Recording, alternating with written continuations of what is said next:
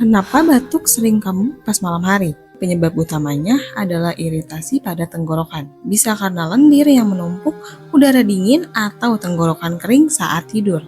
Nah, disinilah madu berperan. Madu bekerja seperti lapisan pelindung alami di tenggorokan, menenangkan iritasi dan mengurangi refleks batuk. Ditambah daun mint yang bikin nafas jadi lega, kombinasi ini jadi makin sempurna. Dan inilah rahasia madu watuk atau batuk.